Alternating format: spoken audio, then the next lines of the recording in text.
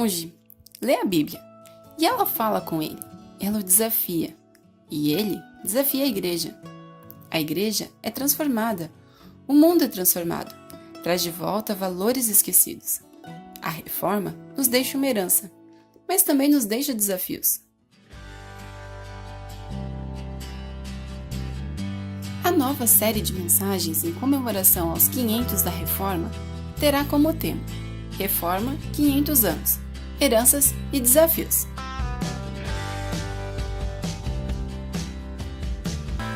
22 de outubro, um presente que afirma batismo e ceia.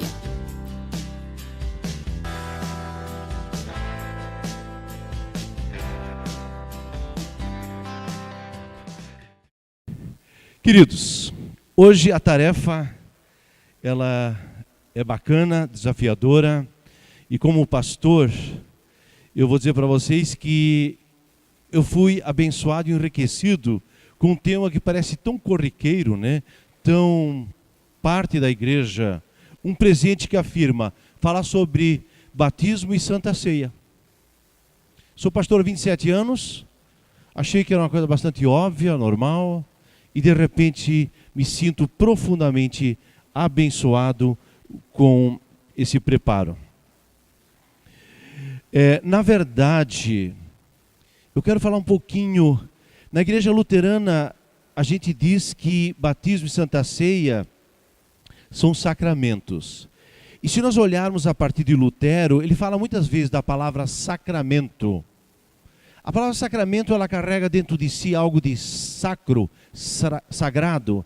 Mas para nós evangélicos, sagrado não é uma coisa distante, inacessível, inatingível, mas sagrado no sentido de algo separado, algo especial, algo consagrado. E a Igreja Católica, ela fala de 7 sacramentos. Lutero puxou isso para 2, porque ele tem um argumento. Primeiramente tem que ser ordem de Cristo. E em segundo lugar, os elementos visíveis. Isso dá um caráter especial, então, à prática do batismo e também da Santa Ceia. E sacramento, às vezes eu preciso explicar isso, porque volta e meia eu vou falar de sacramento, batismo, Santa Ceia e assim por diante. Batismo e Santa Ceia não é uma invenção da igreja. Não foi a igreja que inventou batismo e Santa Ceia. E nem dos reformadores, Martinho Lutero, Calvino, Zwinglio, etc. Na verdade, batismo e Santa Ceia tem um caráter especial, sabe por quê? Porque Jesus falou, batizem. Jesus falou, tomem a ceia. E aí tem um texto interessante, Lutero diz, olha, e que tivesse 1000 padres, 1000 monges, 1000 pastores, 1000 missionários falando sobre o batismo e Santa Ceia, isso não é nem um minguinho do dedo de Deus. Isso não é importante. O importante é que Jesus falou. Se Jesus falou, é importante. Então preste atenção o que significa isso. Não minimizem batismo e Santa Ceia. E independente das discussões e opiniões sobre esse assunto, devemos deixar para os doutores estudados. Aliás, 2000 anos se discute sobre batismo e Santa Ceia. 2000 anos se fala. Mas vocês acham que Jesus trouxe o batismo e Santa Ceia para pessoas simples, pessoas iletradas, pessoas mãezinhas, crianças, pais, idosos, pessoas simples? Vocês acham que Jesus trouxe uma coisa complicada? Quando ele falou de batismo e Santa Ceia? Certamente ele trouxe algo importante. Vamos deixar a coisa complicada para os doutores em teologia? Vamos deixar isso para os livros? Vamos deixar para aqueles que ficam discutindo sobre as coisas aí e ficam discutindo? Vamos ficar naquilo que Jesus quer nos passar a partir de 2 textos. Por isso, um texto é de Mateus 28, 18 a 20, que depois nós vamos passar, onde Jesus diz assim: toda a autoridade me foi dada no céu e na terra, ide, portanto, fazei discípulos de todas as nações, batizando-os em nome do Pai, do Filho e do Espírito Santo, ensinando-os a guardar todas as coisas, e eis que estou convosco todos os dias até a consumação dos séculos. E depois o outro texto de Mateus 26, naquela noite, na quinta-feira da paixão, na véspera da cruz, ele reuniu mais meus discípulos e disse: olha, esse é o meu corpo dado por vós. Todas as vezes que eu comerdes, fazei em memória de mim. Depois pegou também o cálice e deu aos discípulos, dizendo: bebam todos, este é o cálice da nova aliança, dado derramado por vocês, para remissão dos vossos pecados, para o perdão dos vossos pecados. Queridos, se é ordem de Cristo, então não são palavras de seres humanos. Então precisamos dar toda a importância e relevância a essa ordem de Cristo. Batismo, Santa Ceia, salvação na medida que a fé na palavra de Deus, ordem de Cristo, é associada aos elementos visíveis da água e do pão e do vinho e nos levarem diretamente à cruz. Tanto o batismo como Santa Ceia apontam para a cruz. Paulo vai dizer em Romanos 6,4 que nós fomos batizados na morte e na ressurreição de Jesus. E quando Jesus fala da instituição, na ceia, ele disse: meu corpo dado por vós, meu sangue dado por vós. Isso é o quê? Nada mais, nada menos que 2, 3 dias depois, na sexta-feira da paixão, a sua morte, mas daí também a ressurreição.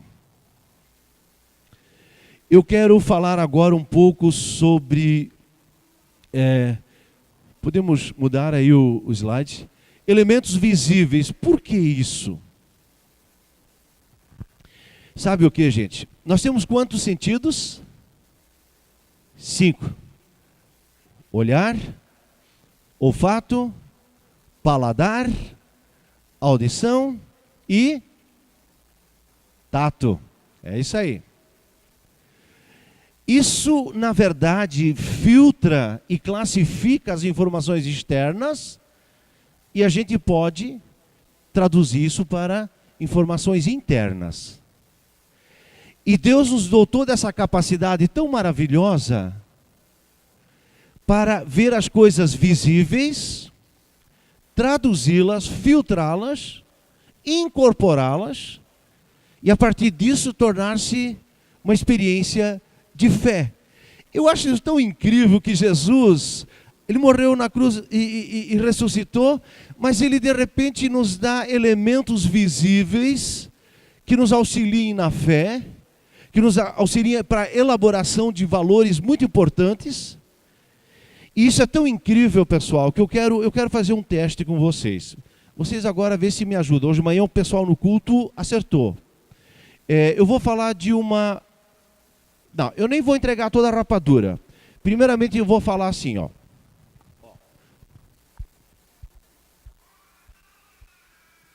Eu repito. Alguém já acertou o que é isso? Isso remete ao quê? A uma propaganda. Lembraram? Quem sabe, levanta a mão agora. Piracanjuba. Nem precisou estar a Bruna Marquezine aqui. Vocês são feras. Se ela tivesse aqui, mataria a pau, né? Não é verdade? É interessante, pessoal. Algumas coisas, o nosso olhar, o toque, o sinal, a propaganda, a palavra. E piracanjuba, na verdade, é um peixe, um nome complicado, né? E está na ponta da língua. E toda vez que aparecer agora essa propaganda, não precisa nem ter fala, vocês vão lembrar do leite piracanjuba, 0 lactose. Incrível. Vocês estão vendo como algumas associações, elas passam pelo nosso olfato. Isso aqui é uma tangerina, eu já comprei faz 3 dias, ela foi verdinha. Caramba, no mês de abril, maio, são os meses que começam assim as tangerinas. E quando eu abro, cara, isso aqui me faz viajar.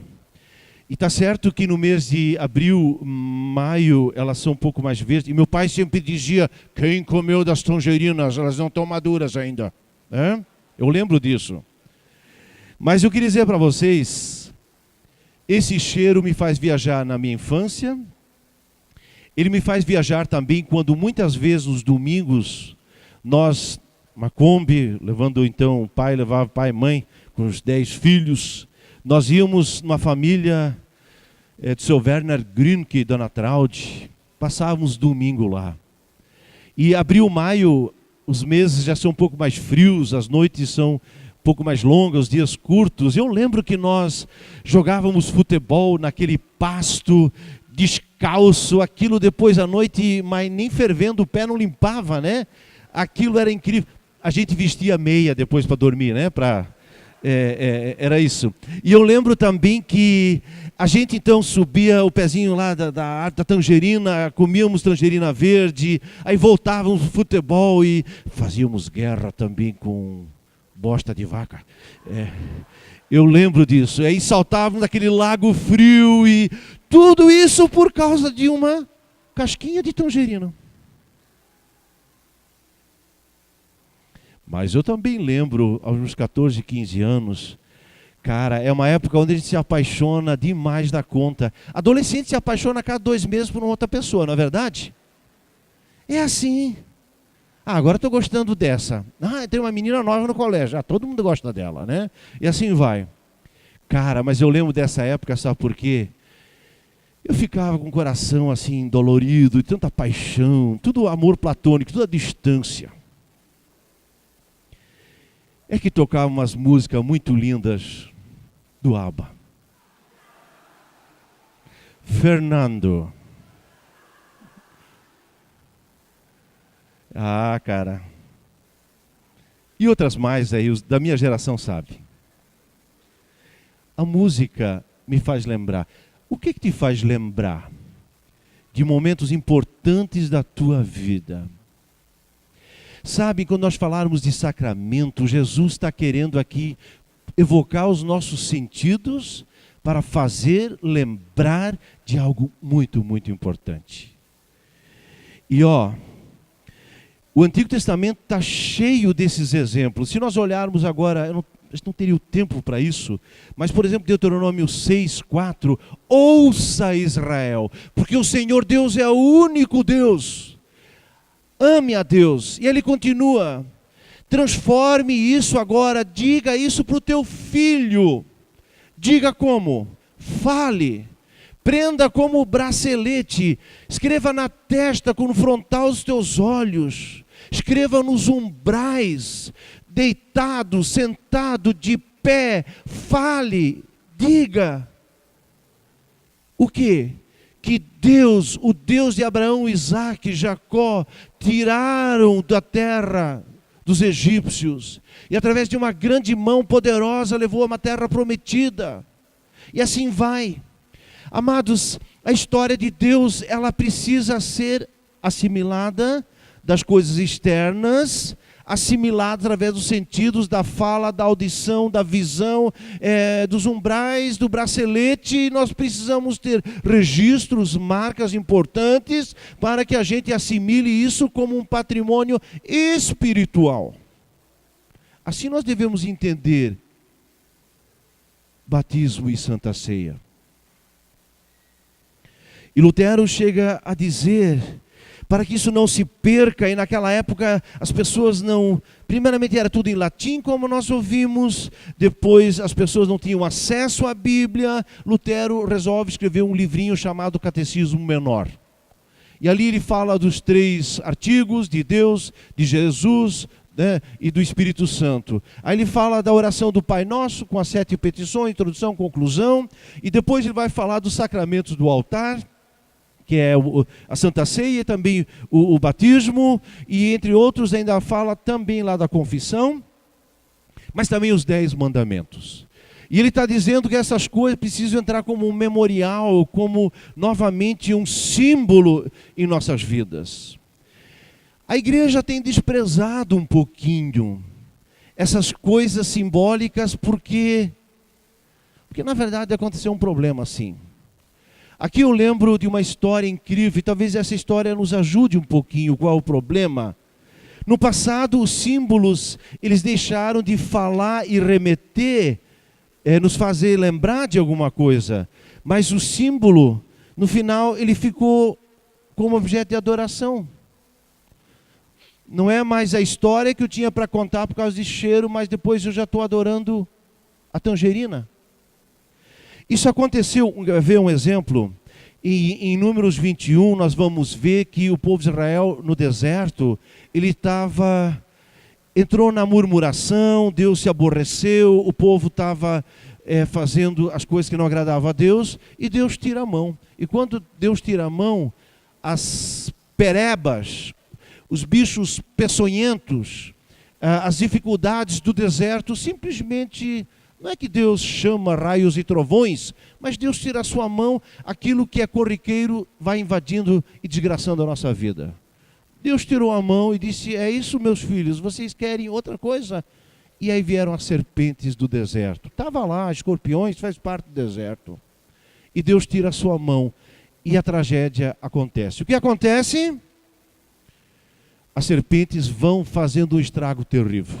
Aí o povo entra em desespero, xinga Moisés e diz, Moisés, vamos lá, vamos dar um jeito nisso. Moisés clama ao Senhor e Deus diz, faça o quê? Uma serpente de bronze. Pega uma estaca, faça uma serpente de bronze, finca ela e quem mirar, quem olhar para essa serpente vai ser curado. E aquele que foi picado estava agora isento do veneno, e aqueles que olhavam eles estavam protegidos, mas aqueles que não olharam sucumbiram ao veneno então das serpentes. Cara, que história legal. E eles levaram essa serpente debaixo do braço, isso aqui tem que ser uma lembrança do que Deus fez.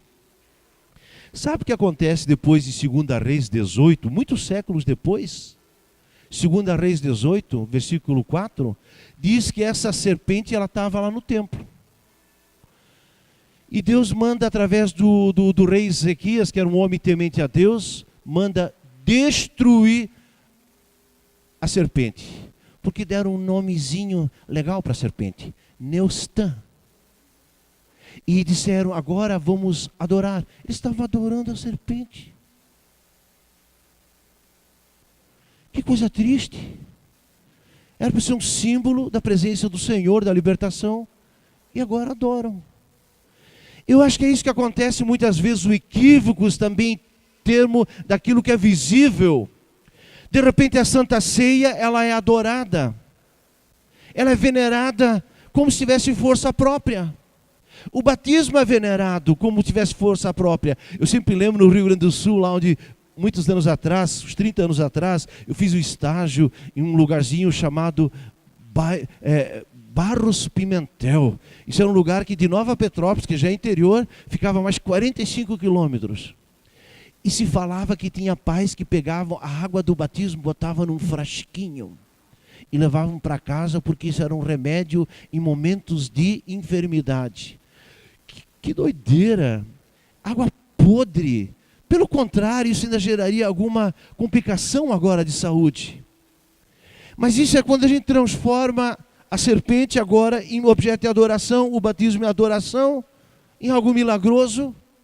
É como se nós tivéssemos um médico que fez uma cirurgia muito complicada, usando as suas luvas, seu bisturi, e aí de repente aquela mão trabalhando dentro da luva, pegando o bisturi, fazendo o corte e costura tudo, e aí no final o cara sobrevive e se recupera fantasticamente bem, e aí o parente ou o paciente vai dizer, doutor, deixa eu levar essa luva junto. Deixa eu levar esse bisturi, vai para casa, vai moldurar essa luva. E vai botar esse bisturi, inclusive, de um banho de ouro nele. Dizendo, cara, essa luva me salvou, esse bisturi fez toda a diferença. Mas gente, isso foi só uma ferramenta, era o médico que estava por detrás. Era um médico que estava agindo, estudou, era inteligente, era o mentor intelectual de tudo isso. Era ele que estava agindo. A luva foi um mero detalhe, importantíssimo, mas detalhe a essa altura, e o bisturi também. Queridos, nós precisamos recuperar a importância da luva e do bisturi, mas nós precisamos voltar a admirar o médico dos médicos. E agora eu vou falar sobre, então, o batismo e a Santa Ceia. Porque assim, podemos cair num erro, adorando aquilo que não merece ser adorado. Mas o problema, sabe, que pode ser o outro lado, quando nós perdemos a noção de que Jesus falou, batizem. Jesus falou, tomem a Santa Ceia. E se Ele falou, é preciso ouvir, é preciso respeitar, é preciso reverenciar aquilo que Jesus nos queria trazer a partir do batismo. Batismo. Qual é a natureza do batismo? Qual é a natureza? A natureza do batismo. É preciso conhecer bem as palavras nas quais está baseado o batismo e que orientam tudo que é preciso dizer a seu respeito. Toda autoridade no céu e na terra me foram dados de Jesus. Façam seguidores e batizem. São palavras claras e são mandamento, é um imperativo. Batizem. É uma ação externa que pelos sentidos ganha força internamente. Acontece que ser batizado em nome de Deus tira todo o caráter. Batizem em quem? Em nome do pastor William, pastor Daniel e pastor Rafael. Batizem em nome da ISLB. Batizem em nome da Igreja Presbiteriana, em nome da Igreja Batista. Batizem em nome do Pai, do Filho, do Espírito Santo. Só essa colocação, batizem em nome do Pai, Filho e Espírito Santo, tira todo e qualquer caráter humano do batismo. Então, batizado não tem nada a ver com o ser humano. É uma história totalmente divina em relação àqueles que creem. As pessoas gostam de dar mais valor para tudo aquilo que realizam e acham que merecem. Por isso nós desvirtuamos tão rapidamente. Eu batizei no Rio Jordão. Então, esse que eu fiz no Rio Jordão, Jesus foi batizado lá, esse batizado tem algum peso maior. Não. Eu batizei de criança e aquilo é suficiente. Na minha igreja sempre foi assim. O outro vai dizer, não, eu fui batizado nas águas e eu disse, Senhor, eu creio. Tu pode dizer 1000 vezes, Senhor, eu creio. Mas quem te salva é Jesus. O batismo tem que tirar o caráter humano do batizado. Então quem batiza é Jesus. Por isso nós batizamos em nome do Pai, do Filho e do Espírito Santo. É nele que acontece o batizado. E se você misturar isso com, dar um caráter humano a ele, tanto faz batismo de criança ou adulto, você estraga tudo. Você está tirando alguma coisa que está na mão do Senhor, dentro da sua autoridade. O batismo, que proveito o batismo nos traz? Por que e para que ele foi instituído o batismo? Para que ele serve? Para que serve o batismo? A melhor forma é olhar para as palavras de Jesus. Quem crer e for batizado será salvo. Fé e batismo trazem salvação. Então entenda de maneira mais simples que puder a obra, o proveito e o fruto do objetivo do batismo é a salvação. Ninguém é batizado para tornar-se um soberano, mas nós somos batizados para sermos salvos. E salvação é ser resgatado do pecado, da morte, do diabo. Senão, na verdade, salvação é entrar no reino de Cristo, viver com Ele eternamente. Aí você vê o tesouro inefável que o batismo traz consigo, diz Lutero. Isso quer dizer que no batismo não se trata apenas de água pura e simples. A água apenas não tem esse efeito, mas sim a palavra e o nome do Trino Deus que vem e nos toca. é preciso que seja exterior, para que a gente possa percebê-la com os sentidos, captá-la e assim possa entrar no coração, da mesma forma como todo o Evangelho é uma pregação exterior. A cruz é exterior. As palavras dos apóstolos eram palavras, sentidos. Mas quando isso entra pela fé em nossos corações, algo acontece. O batismo está aí para salvação. A água, não. A água apenas, sem palavra, é mero banho. A água sem palavra, você tem em casa. Você não está debaixo do chuveiro dizendo, estou me batizando agora, né? Não, é água com palavra. Você não está comendo um pão, bebendo um vinho, um suco de uva e dizendo, estão fazendo a Santa Ceia. Não, isso é mero alimento, mas com palavra. Esta água, este pão, este vinho adquirem significado de salvação. Não a luva, mas a mão que salva. E essa luva, ela é externa, mas quem está dentro dessa luva e usa o bisturi é a mão de Cristo. Batismo. Uso do batismo. Quem é a pessoa que recebe a dádiva do batismo e qual o seu benefício? Isso é expresso nas palavras. Quem crer e for batizado será salvo. Então, gente, isso é expresso então pela palavra.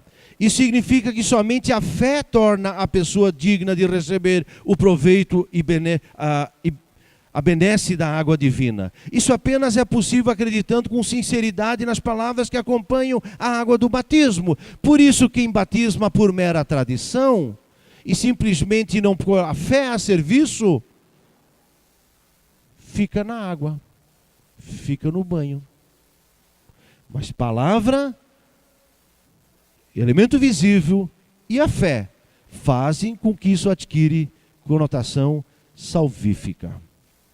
Sem fé, de nada adianta, mesmo que em si seja um abundante tesouro divino. Por isso as palavras, quem acreditar, já exclui e repele todos os atos que possamos realizar na intenção de conseguir e merecer a salvação. Uma coisa certa, o que não for por fé não contribui em nada, também nada recebe.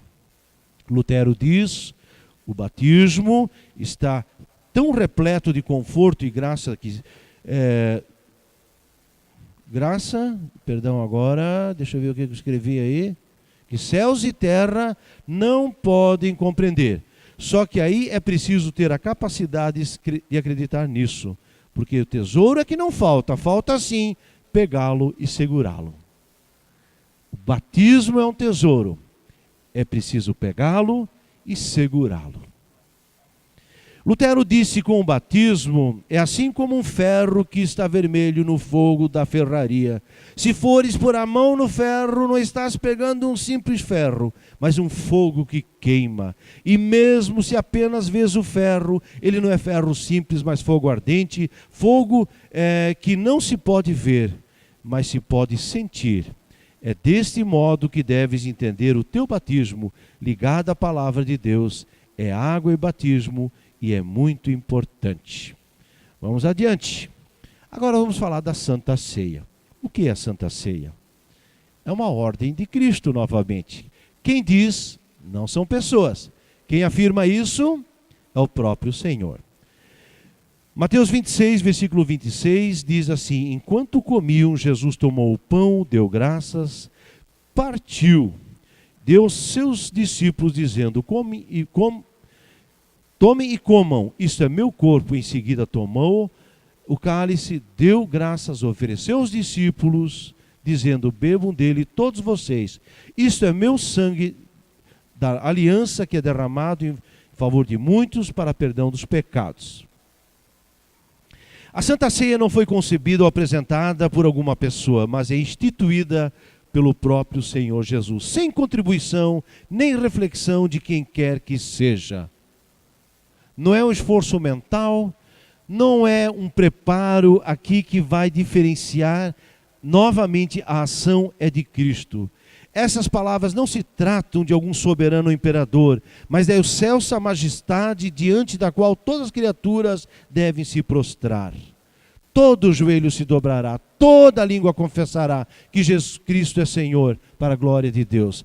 Todos, e é diante dele, ele que falou, então, para a gente tomar a ceia. Agora consta aí, tomem, comem, este é meu corpo, pois aquilo que a boca de Cristo profere, aí sim, porque ele não pode mentir, nem nos enganar.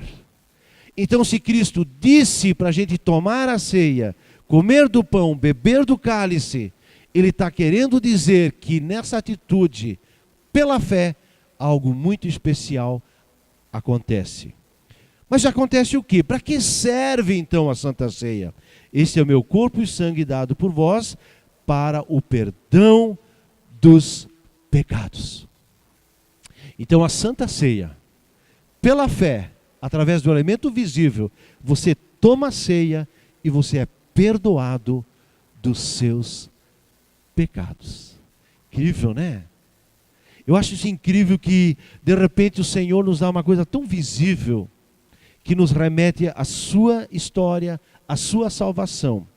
Mas volto a dizer, se não nos remeter à palavra, a ação de Cristo é apenas pão e apenas vinho.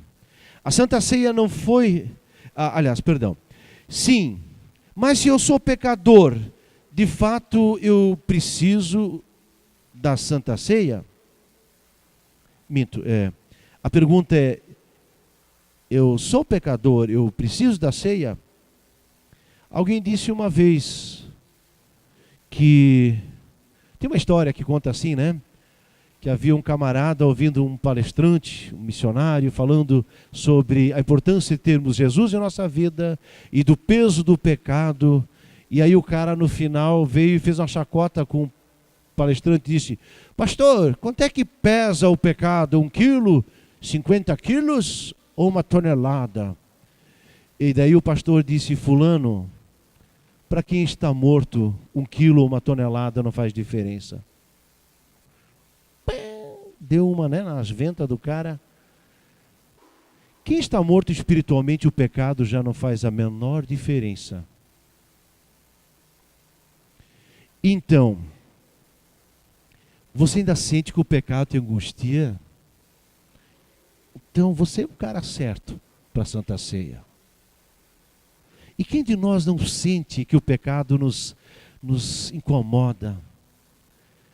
E se você tem dúvida, pergunte para sua esposa: esposa, você acha que eu sou pecador? Não pergunte. A esposa não vale. Mas você pergunte para o marido, também não vale não, né? Isso não dá certo. As pessoas mais próximas sabem como nós podemos ser difíceis, como somos complicados. Mas todos nós temos a necessidade, sim, da Santa Ceia. Como pode pão e vinho perdoar pecado e fortalecer a fé? Não é o pão e o vinho, aqui diz Lutero, mas a palavra de Cristo associada a esse pão e esse vinho. A palavra é o tesouro pela qual foi obtido esse perdão de modo diferente. Isso não é veiculado e concedido senão pela palavra, dado e derramado por vocês. Por vocês. Isso implica em duas coisas: que se trata do corpo e do sangue de Cristo que foi dado por nós, a sua vida, a sua morte, e que o tesouro está lá como presente para vocês. O corpo de Cristo dado por vocês. E a última observação ainda agora: e quem deve receber? Aquele que acredita nas palavras das Escrituras, nas palavras de Jesus. Como ele oferece e promete perdão do pecado, não pode ser recebido de outra forma senão pela fé. Essa fé ele mesmo exige ao dizer: dado por vocês, derramado por cada um de vocês. Como se dissesse: eu dou e mando vocês comerem esse pão e esse vinho. E esse tesouro está colocado à disposição. E na porta de cada um está sendo colocado. E o pão e o vinho não foi dado para paus e pedras e para qualquer coisa e por ratos. Não, Jesus não morreu por ratos, nem por pau e nem por pedra. Jesus morreu pelo mundo. De tal maneira Deus amou o mundo que deu seu Filho unigênito, para que todo que nele crê, por seres humanos.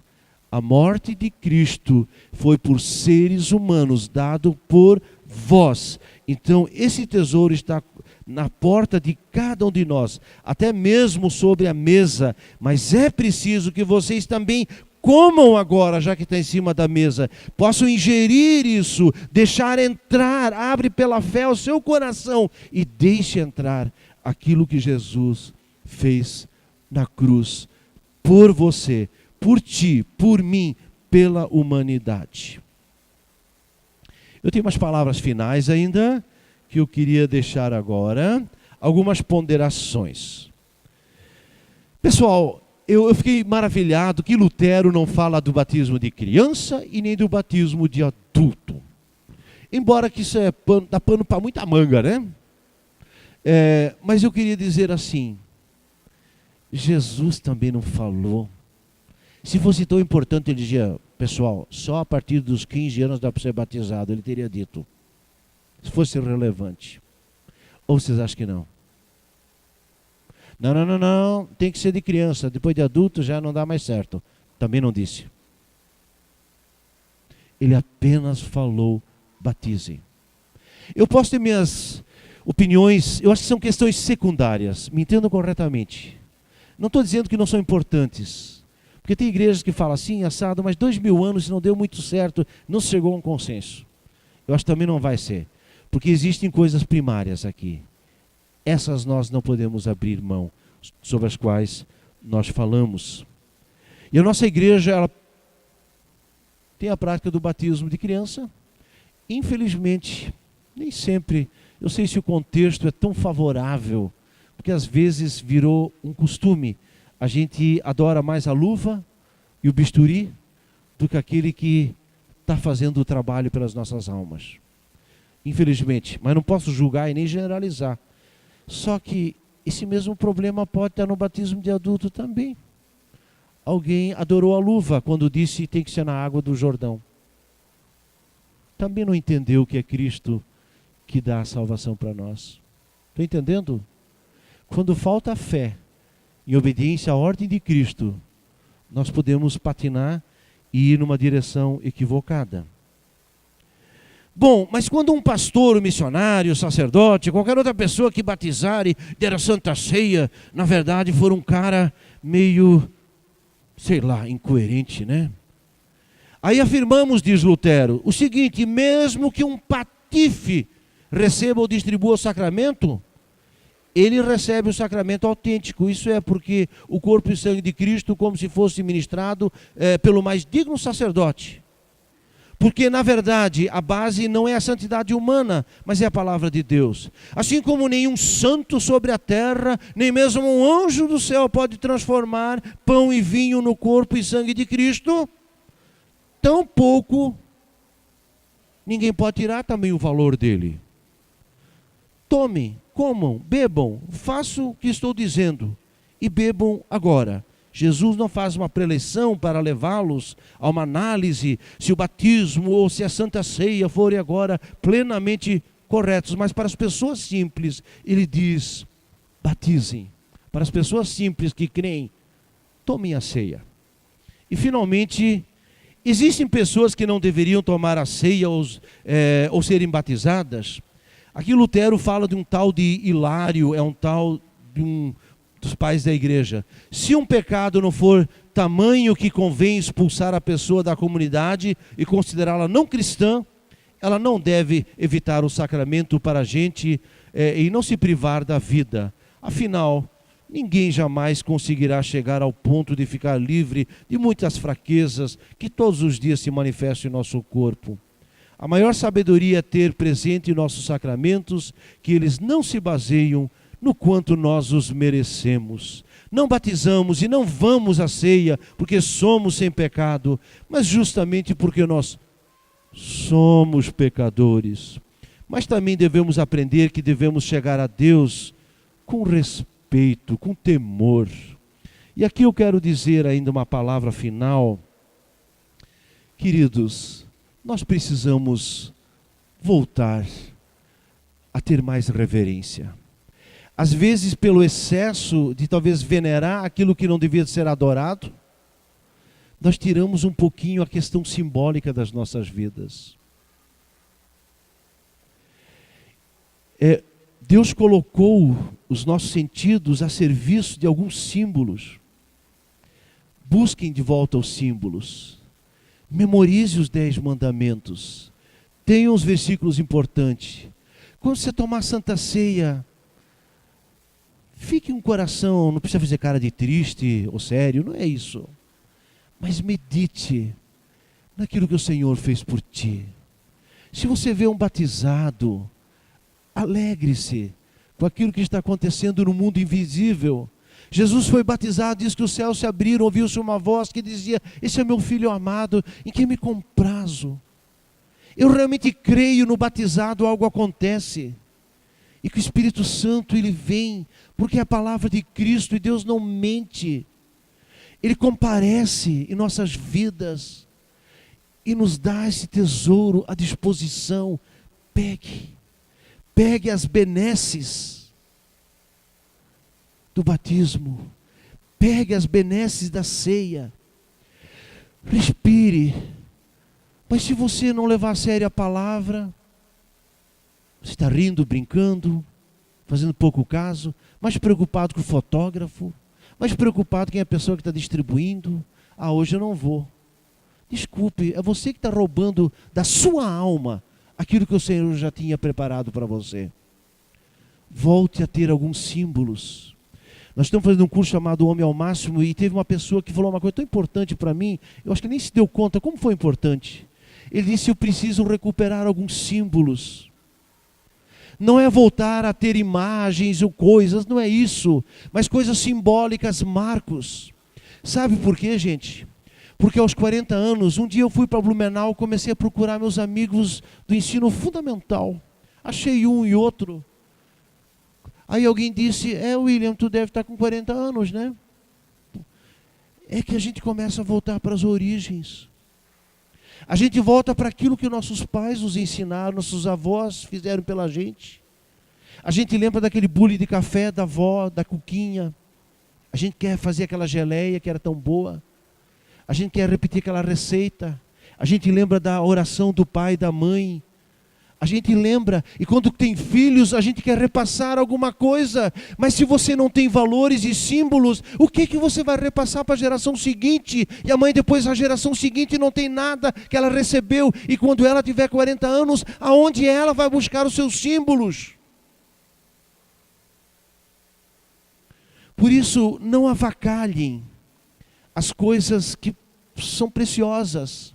O culto infantil. A minha mãe, eu flagrei ela muitas vezes ajoelhada na cama dela e eu entrava, como criança tu entra, mãe, tu abre a porta, lá estava ela ajoelhada. Cara, que figura simbólica isso. A gente é tão preguiçoso na oração. A gente fala de oração e não ora.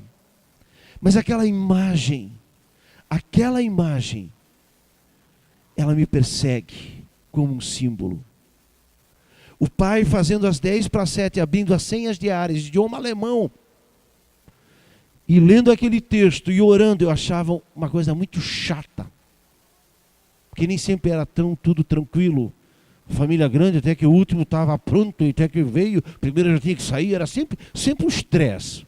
Mas o pai fazia isso como simbolicamente era um marco.